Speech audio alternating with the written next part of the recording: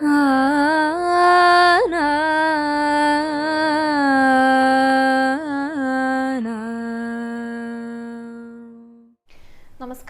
Guruvayur devotees ഓൺലൈനിലേക്ക് ഏവർക്കും സ്വാഗതം. സർവം കൃഷ്ണമയം.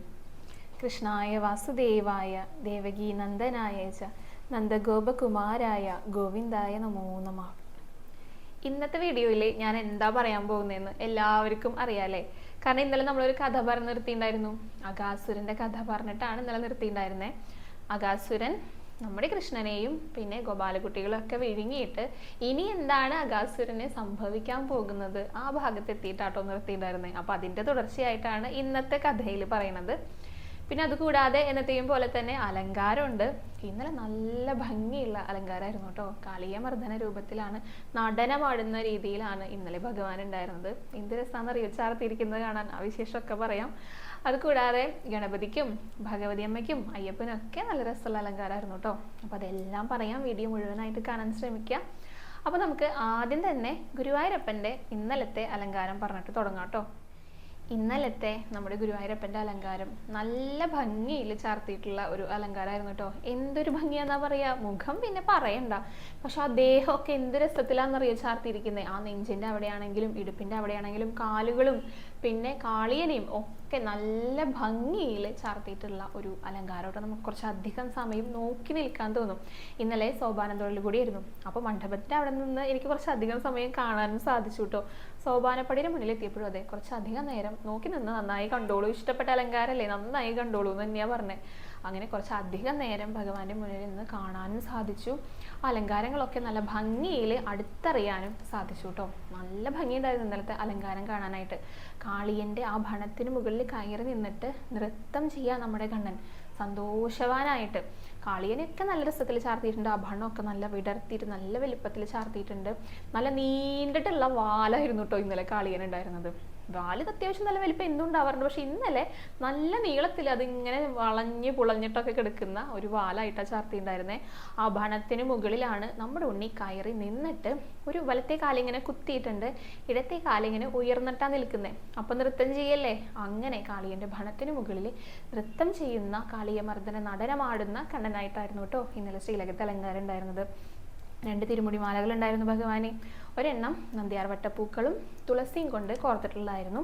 രണ്ടാമത്തേത് തുളസിയും തെച്ചിയും കൂടെ കോർത്തിട്ടുള്ളതായിരുന്നു കേട്ടോ. പിന്നെ ഒരു തടിച്ചുരുണ്ട ഉണ്ടമാലയുണ്ട്. അതിൽ തുളസിയുണ്ട്, തെച്ചിയുണ്ട്, താമര ഇതളുണ്ട്. നല്ല തടിച്ചുണ്ടമാല. അതിന് നടുക്കാണ് നൃത്തം ചെയ്യുന്ന നമ്മുടെ ഉണ്ണിക്കണ്ണൻ നിൽപ്പുണ്ടായിരുന്നു കേട്ടോ. 3 പീലി തിരുമുടിയൊക്കെ ചാർത്തിയിട്ടുണ്ട്. നല്ല ഭംഗിയിൽ അതിങ്ങനെ ശിരസിൽ കാണാം. പിന്നെ ഒരു ഗോപി തിലകമുണ്ട്. കാതുകളിലും ഗോപി തിലകമായിരുന്നു. അകലയിൽ നിന്ന് നോക്കിയപ്പോൾ എനിക്ക് കാതുപൂക്കൾ പോലെയാട്ടോ തോന്നിയേ. പക്ഷെ സോപാനപ്പടിയുടെ മുന്നിൽ വന്നിട്ട് നോക്കിയപ്പോഴാണ് അത് തിലകാന്ന് മനസ്സിലായി. കാരണം നല്ല തടിച്ചുരുണ്ടിട്ടുള്ള തിലകമാണ്. ചെറിയ കൂർത്ത അഗ്രം ചെറുതായിട്ടേ കാണുള്ളൂ. അപ്പം അടുത്ത് വന്ന് നോക്കിയപ്പോഴാണ് കാതിലും തിലകങ്ങളാന്ന് മനസ്സിലായി. നല്ല തിളക്കണ്ടായിരുന്നു കേട്ടോ. എന്തൊരു പുഞ്ചിരിയാണെന്നറിയോ ആ മുഖത്ത്. സന്തോഷവാനായിട്ടാണ് നമ്മുടെ ഉണ്ണി നൃത്തം ചെയ്യാനുണ്ടായിരുന്നത്. പിന്നെ 3 മാലകൾ അണിഞ്ഞിട്ടുണ്ട്. കൈവളകളും തോൾവളകളൊക്കെ അണിഞ്ഞിട്ടുണ്ട്. വലത്തെ കയ്യിൽ പൊന്നോടക്കുഴൽ പിടിച്ചിട്ടുണ്ട്. അത് മുറുകെ പിടിച്ചിട്ടുണ്ട് കേട്ടോ. നമ്മളെല്ലാവരെയും മുറുകെ എങ്ങനെ നമ്മുടെ കണ്ണം പിടിക്കട്ടെ, എവിടേക്കും വിട്ടുകൊടുക്കാതെ, ആർക്കും വിട്ടുകൊടുക്കാതെ സ്വന്തമായിട്ട് അങ്ങനെ ആ പൊന്നോടക്കുഴൽ കയ്യിൽ പിടിച്ചിട്ട് ഇടത്തെ കൈയാണെങ്കിലോ കാളിയൻ്റെ വാല് മുറുകെ പിടിച്ചിരിക്കുക. കാളിയനെയും ഞാൻ വെറുതെ വിടില്ല. എന്തൊക്കെ നാശനഷ്ടങ്ങൾ, എന്തൊക്കെ ഉപദ്രവങ്ങൾ ചെയ്ത കാളിയന, നിനക്കും ഞാൻ മോക്ഷം തരും എന്ന് പിടിച്ചിട്ട് എന്ന് പറഞ്ഞിട്ട് കാളിയൻ്റെ വാലും ഇങ്ങനെ മുറുകെ പിടിച്ചു നിൽക്കുന്ന നമ്മുടെ ഉണ്ണിയാണ് കേട്ടോ. കൈവളകളും തോൾവളകളൊക്കെ നന്നായി നല്ല ഭംഗിയിൽ കാണാനുണ്ടായിരുന്നു. അരയിലേക്ക് ഇങ്ങനെയൊക്കെ ആ വയറിൻ്റെ ഭാഗമൊക്കെ ഇങ്ങനെ ഒതുക്കിയിട്ട് എന്ത് രസമാണെന്നറിയോ ചാർത്തിയിരിക്കുന്നത് കാണാൻ. അരയിലേക്ക് ഇങ്ങനെയും നല്ല ഭംഗിയിൽ കാണാനുണ്ടായിരുന്നു. പിന്നെ പട്ടുകോണകം ചുറ്റിയിട്ടുണ്ടായിരുന്നു. കുഞ്ഞു കാലുകളിലെ തളകളൊക്കെ, കാൽത്തളകളൊക്കെ നല്ല തിളക്കത്തിൽ കാണാനുണ്ടായിരുന്നു കേട്ടോ. അങ്ങനെ കാളിയൻ്റെ മുകളിൽ ഇങ്ങനെ ആ ഭണത്തിന് മുകളിൽ ഇങ്ങനെ ചവിട്ടി നൃത്തം ചെയ്യുന്ന നമ്മുടെ ഉണ്ണിക്കണ്ണൻ, നമ്മുടെ പൊന്നോമനയായിട്ടുള്ള കുറുമ്പനായിട്ടുള്ള ഉണ്ണിക്കണ്ണൻ പുഞ്ചിരിച്ചുകൊണ്ട് നിൽക്കുന്ന അലങ്കാരമായിരുന്നു. അപ്പോൾ എല്ലാവരും ആ ഒരു അലങ്കാരം മനസ്സിൽ കണ്ടുകൊണ്ട്, ഭഗവാന്റെ ഒരു രൂപം മനസ്സിൽ കണ്ടുകൊണ്ട്, കാളിയൻ്റെ അഹങ്കാരത്തെ എങ്ങനെയാണോ ഭഗവാൻ ഇങ്ങനെ ചവിട്ടി താഴ്ത്തിയത്, നമ്മുടെ മനസ്സിലും അങ്ങനെയുള്ള എന്തെങ്കിലും ദുഷ്ടചിന്തകൾ അല്ലെങ്കിൽ ഒരു പൊടിക്ക് അഹങ്കാരമൊക്കെ ഉണ്ടെങ്കിൽ അതെല്ലാം ഭഗവാൻ ഇങ്ങനെ ചവിട്ടി താഴ്ത്തണമെന്ന് പറഞ്ഞിട്ട് നമുക്കിങ്ങനെ ശിരസ് ഇങ്ങനെ കുനിച്ചു കൊടുക്കാം. ഭഗവാൻ നമ്മുടെയൊക്കെ ശിരസിലെ ആനന്ദ നടനമാടട്ടെ, നമ്മളെയൊക്കെ കളിയനെ മാറ്റിയതുപോലെ നമ്മളെ എല്ലാവരെയും നല്ലവരാക്കി മാറ്റട്ടെ, കൂടുതൽ കൂടുതൽ അനുഗ്രഹിക്കട്ടെ എന്നൊക്കെ പ്രാർത്ഥിച്ചുകൊണ്ട് ആ ഒരു രൂപം മനസ്സിൽ കണ്ടിട്ട് എല്ലാവരും നന്നായി തൊഴുത് പ്രാർത്ഥിച്ചോളൂ കേട്ടോ. അങ്ങനെ നമ്മുടെ ഉണ്ണിക്കണ്ണനെ തൊഴുത് നമസ്കരിച്ചിട്ട് നേരെ നമുക്ക് ഗണപതിയുടെ അടുത്തേക്ക് പോകാം കേട്ടോ.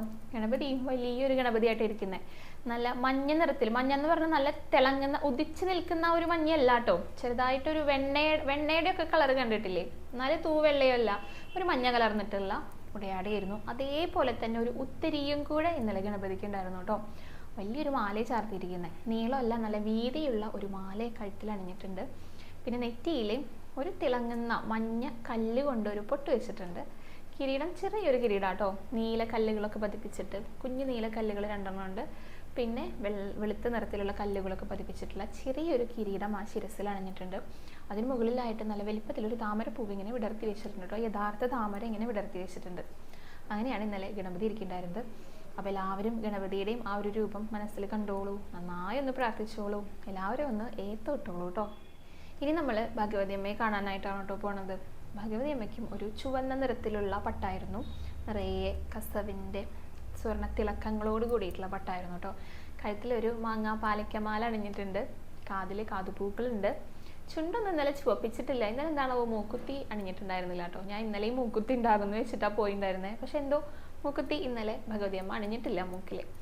പിന്നെ നെറ്റിയിൽ ഒരു സ്വർണ്ണപ്പൂ ഒട്ടിച്ച് വെച്ചിട്ടുണ്ട്. കിരീടം ഒന്നും നല്ല ചാർത്തിയിട്ടില്ല കേട്ടോ, അവിടെയും ഒരു സ്വർണ്ണപ്പൂവാണ് വെച്ചിരിക്കുന്നത്. പക്ഷെ നല്ല ഭംഗിയുണ്ട് കാണാനായിട്ട്, കാരണം ആ പാലക്കമാല ഉണ്ടല്ലോ, അത് നല്ലൊരു ഭംഗിയാണ് കേട്ടോ ഭഗവതി അമ്മയ്ക്ക് എപ്പോഴും കാണാനായിട്ട്. അതുകൊണ്ട് തന്നെ ഇന്നലെയും സുന്ദരിയായിട്ടാണ് ഭഗവതി അമ്മ ഇരിക്കേണ്ടായിരുന്നത്. അപ്പോൾ എല്ലാവരും ഭഗവതി അമ്മയുടെ അനുഗ്രഹത്തിനായിട്ട് ഭഗവതി അമ്മയെ നന്നായി പ്രാർത്ഥിച്ചോളൂ, നന്നായി ഒന്ന് എല്ലാവരും നമസ്കരിച്ചോളൂ കേട്ടോ. ഇനി നമുക്ക് അയ്യപ്പനെ ഒന്ന് തൊഴാട്ടോ. അയ്യപ്പനും ഇന്നലെ മഞ്ഞ നിറത്തിലായിരുന്നു ഉടയാട ഉണ്ടായിരുന്നു, നല്ല തിളങ്ങുന്ന മഞ്ഞയായിരുന്നു. അരയിൽ ഒരു പച്ച പട്ടുകൊണ്ട് ചുറ്റിയിട്ടുണ്ട് കേട്ടോ. പിന്നെ കഴുത്തിലെ 2 തരത്തിലാണ് മാല. ഒരെണ്ണം കഴുത്തിൻ്റെ നടുക്കൊരു സ്വർണ്ണപ്പൂവ് ഇങ്ങനെ ഒട്ടിച്ച് വെച്ചിട്ടുണ്ട്, ചെറുതായിട്ടൊന്ന് ചാർത്തിയിട്ടൊരു സ്വർണ്ണപ്പൂ ഒട്ടിച്ച് വെച്ചിട്ടുണ്ട്. പിന്നെ ചന്ദനം കൊണ്ട് മാല ചാർത്തിയിട്ടുണ്ട് കേട്ടോ, ഒരു വര പോലെ ഇങ്ങനെ വെച്ചിട്ട് ഓരോ കുത്തുകൾ ഇങ്ങനെ ഒരു മാല പോലെ ചാർത്തിയിട്ടുണ്ട്. പിന്നെ കാതുകളിൽ സ്വർണ്ണപ്പൂക്കളാണ്. നെറ്റിയിലെ ഒരു വെളുപ്പ് നിറത്തിലെ ഒരു യു പോലെ ഇട്ടിട്ട് അതിനുള്ളിൽ ചുവന്ന നിറത്തിലൊരു ഗോപിപ്പൊട്ടുണ്ട്. അങ്ങനെയാണ് അയ്യപ്പൻ്റെ ഇന്നലെ നെറ്റിയിൽ പൊട്ടുണ്ടായിരുന്നത്.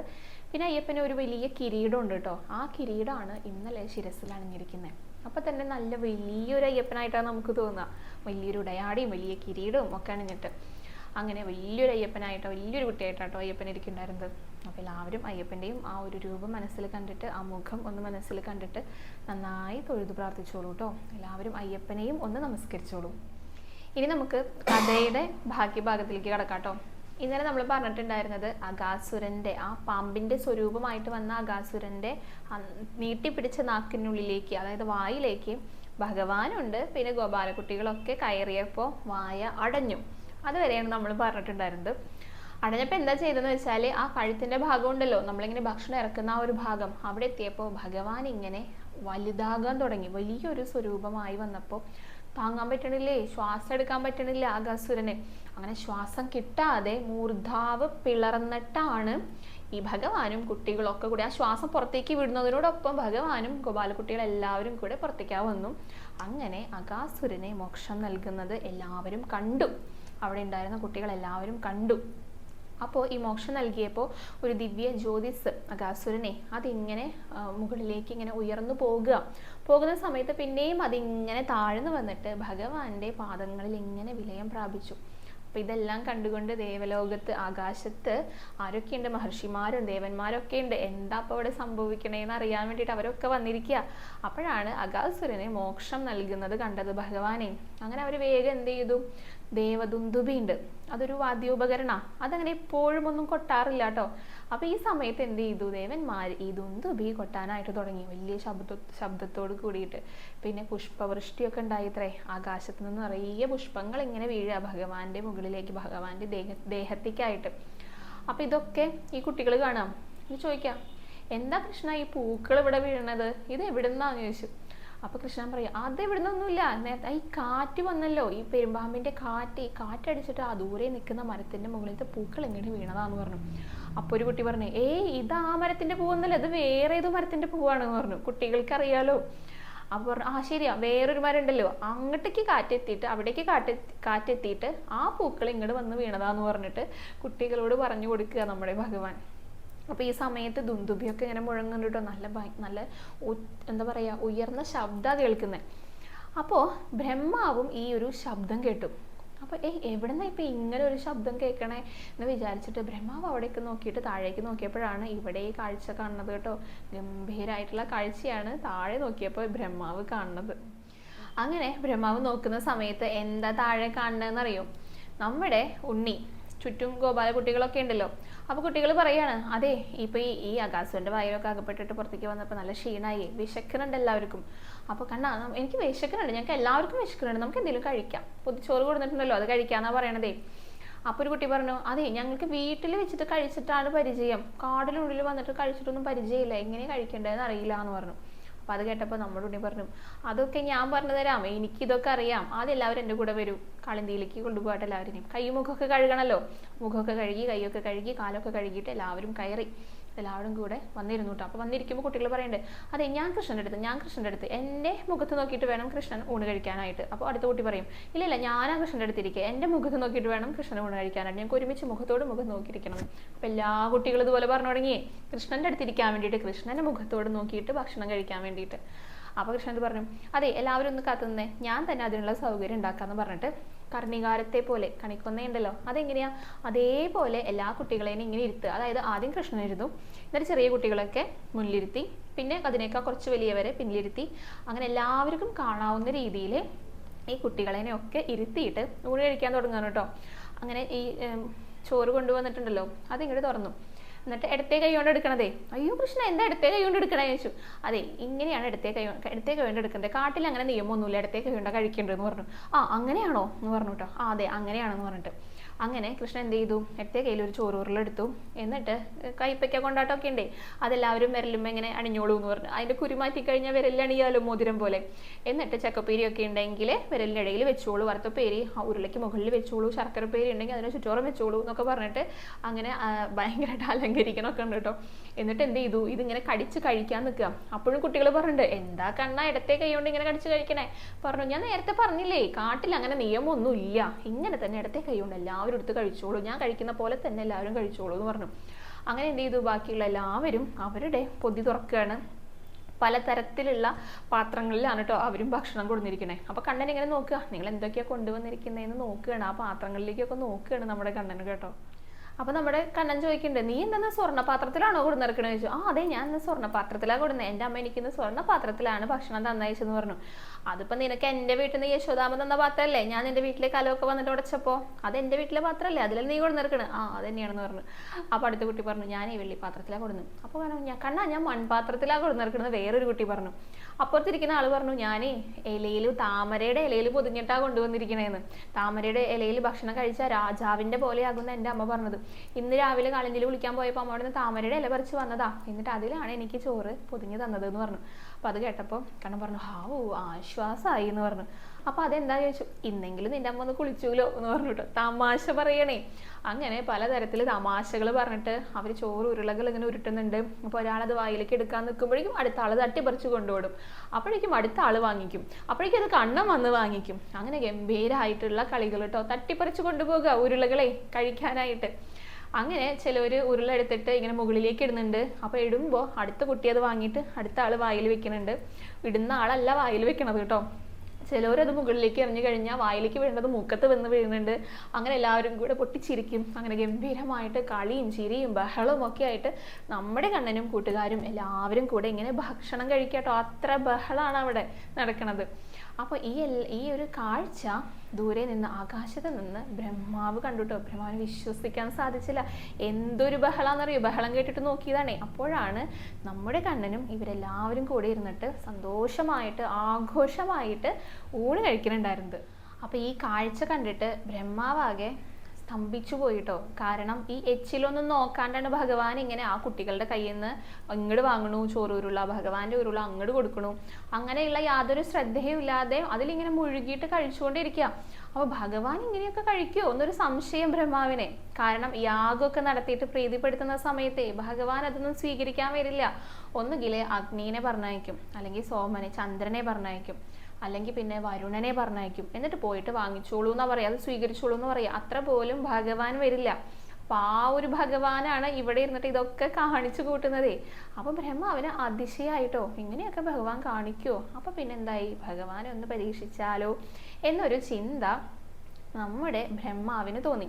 അപ്പൊ കുട്ടികൾ ഇങ്ങനെ കഴിച്ചുകൊണ്ടിരിക്കുന്ന സമയത്ത് ഒരു കുട്ടി പറഞ്ഞു, അയ്യോ കൃഷ്ണ, നമ്മുടെ പശുക്കളെ കാണാനില്ല, പശുക്കുട്ടികളെ കാണാണ്ട് ഭക്ഷണം കഴിക്കാൻ ഒരു രസമില്ല. അപ്പൊ എന്താ ചെയ്യാന്ന് ചോദിച്ചു. അപ്പൊ പറഞ്ഞു, നിങ്ങൾ അവിടെ തന്നെ ഇരുന്നോളൂ, ഞാൻ പോയിട്ട് നോക്കിയിട്ട് വരാന്ന് പറഞ്ഞു. അപ്പൊ കുട്ടികൾ എന്താ പറയണെന്ന് അറിയോ, ഭക്ഷണം കഴിക്കുന്ന സമയത്ത് ഏത് ബ്രഹ്മാവ് എന്ന് വിളിച്ചാലും എണീക്കരുതെന്ന് അമ്മ പറഞ്ഞിരിക്കണേ, അതുകൊണ്ട് ഞങ്ങൾ ഇവിടെ ഇരിക്കാന്ന് പറഞ്ഞു. ബ്രഹ്മാവിന് ഇത് കേട്ടപ്പോൾ പേടിയായിട്ടോ, അയ്യോ ഞാൻ ഈ പശുക്കളെ മറച്ചത് ഇവർ കണ്ടിട്ടുണ്ടായിരിക്കുമോ എന്നൊരു പേടി. കണ്ടിട്ടുണ്ടാവില്ല, ഒളിച്ചു നിന്നിട്ടാണ് മറച്ചതേ. അപ്പൊ അങ്ങനെയൊക്കെ ബ്രഹ്മാവ് വിചാരിച്ചു. കണ്ണൻ എന്താ അങ്ങനെ പോവാന്ന് പറഞ്ഞെന്ന് വെച്ചാല്, വേണമെന്ന് വെച്ചാൽ ഈ പശുക്കളേനെ മറച്ചതുപോലെ കുട്ടികളേനെ മറച്ചോട്ടെ, ഭഗവാൻ അറിയാ ഇത് ബ്രഹ്മാവ് മറച്ചതാണെന്നേ. അതുകൊണ്ട് അങ്ങനെ ഒരു അവസരം കൂടെ ഒരുക്കി കൊടുത്തതാ. കുട്ടികളാണെങ്കിൽ ഭഗവാൻ പോകാന്ന് പറഞ്ഞപ്പോൾ സമ്മതിച്ചത് എന്തുകൊണ്ടാണെന്ന് വെച്ചാല്, ഈ ഓരോ പശുക്കൾക്കും ഓരോരോ പേരുകൾ ഇട്ടിട്ടുണ്ട് ഇവര്. പൂവാലി പശു, കിങ്ങിണി പശു, അങ്ങനെ കുറേ പേരുകളുണ്ട്. അപ്പൊ പൂവാലി പശു എന്ന് ഭഗവാൻ ഇങ്ങോട്ട് വിളിച്ചു കഴിഞ്ഞാൽ ആ വിളിക്കേണ്ട താമസം പൂവാലി പശു ഓടി വരും.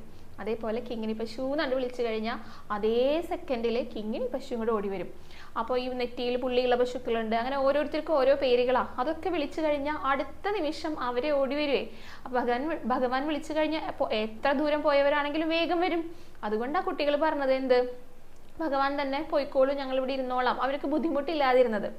ഭഗവാനാണെങ്കിലോ ബ്രഹ്മാവിന് സഹായം ചെയ്തു കൊടുത്തതാ. പശുക്കളെ മറയ്ക്കുന്നത് പോലെ കുട്ടികളെ മറച്ചോട്ടെ എന്ന് വിചാരിച്ചിട്ട് ഭഗവാൻ അങ്ങോട്ട് നീങ്ങി നിന്നു. അപ്പോ ബ്രഹ്മാവ് എന്ത് ചെയ്തു, കുട്ടികളെയും മറച്ചു. അങ്ങനെ ഭഗവാൻ വന്ന് നോക്കുമ്പോൾ പശുവും ഇല്ല, കുട്ടികളും ഇല്ല കേട്ടോ. ഇനിയിപ്പോൾ എന്താ ചെയ്യുക, എല്ലാം അറിയുന്ന ഭഗവാനാണെങ്കിലും ഇതിനൊരു മറുപടി പറയണല്ലോ. തിരിച്ചെത്തുന്ന സമയത്ത് ഈ കുട്ടികളുടെ അമ്മമാര് ചോദിക്കും, പശുക്കളുടെ ഉടമസ്ഥര് ചോദിക്കും, ഇവരൊക്കെ എവിടെ പോയിന്ന്. അപ്പൊ അതിനൊരു മറുപടി പറയണല്ലോ. നമ്മുടെ കണ്ണിനറിയാം ബ്രഹ്മാവ് കൊണ്ടുപോയത് 1 വർഷം കഴിഞ്ഞാൽ തിരിച്ചു വരുന്നു, അങ്ങനെ പറയാൻ പറ്റില്ലല്ലോ. ഇവരടുത്ത് വഴക്ക് കേൾക്കില്ലേ, എന്താ ഉണ്ടാവുക എന്നറിയില്ല. അപ്പൊ ഇതിനൊരു മറുപടി, അതായത് ഇതിന് എന്തെങ്കിലും ഒരു കാര്യം ചെയ്യണം. ഈ കുട്ടികളെയും പശുക്കളെയും കാണാത്തതിന് എന്തെങ്കിലും ഒരു പ്രതിവിധി ആയിട്ടേ തിരിച്ച് വീടുകളിലേക്ക് പോകാനായിട്ട് സാധിക്കുള്ളൂ. അങ്ങനെ ഭഗവാൻ ആലോചിച്ചിട്ട് ഒരു കാര്യം ചെയ്യാണ് കേട്ടോ. അങ്ങനെ എന്താണ് ഭഗവാൻ ചെയ്തത്, അതായത് ഈ മറച്ച പശുക്കുട്ടികളെയും ഗോപാലക്കുട്ടികളെയും ആ ഒരു കാര്യം, ബ്രഹ്മാവ് ചെയ്ത കാര്യത്തെ പ്രതിരോധിക്കാനായിട്ട് എന്താണ് ഭഗവാൻ ചെയ്തതെന്ന് നമുക്ക് അടുത്ത വീഡിയോയിൽ പറയാമെന്ന് വിചാരിക്കുകയാണ് കേട്ടോ. അത് രസമുള്ളൊരു ഭാഗമാണ്. എന്തൊക്കെയാണ് പിന്നീട് നടന്നത്, പിന്നെ വളരെ പ്രധാനപ്പെട്ട ഒരു കാര്യം കൂടെ നാരായണീയം എഴുതുന്ന സമയത്ത് ഈ ഒരു ദശകത്തിൽ പറയുന്നുണ്ട് കേട്ടോ. വളരെ വളരെ പ്രധാനപ്പെട്ട ഒരു കാര്യമാണ്. അപ്പോൾ അതും നാളത്തെ വീഡിയോയിൽ പറയാം. പിന്നെ നാമജപം എണ്ണതിനെ കുറിച്ച് പറഞ്ഞിരുന്നല്ലോ. ഇന്നലെ നമുക്ക് 1,31,137 നാമജപങ്ങളാണ് ഭഗവാന്റെ തൃപ്പാദങ്ങളിൽ സമർപ്പിക്കാൻ സാധിച്ചത്. അപ്പോൾ എല്ലാവരും നാമജപം തുടർന്നുകൊണ്ട് പോയിക്കോളൂ കേട്ടോ. നാളെ ഞാൻ ഇന്നത്തെ നാമജപങ്ങളും കൂടി കൂട്ടിയിട്ട് വരാം. അതേപോലെ തന്നെ ഇന്ന് തൊഴാൻ പോയ വിശേഷവും ഈ കഥയുടെ ബാക്കിയും അലങ്കാരങ്ങളൊക്കെ ആയിട്ട് നാളത്തെ വീഡിയോയിൽ കാണാം കേട്ടോ. ഹരേ കൃഷ്ണ, ഹരേ ഗുരുവായൂരപ്പ.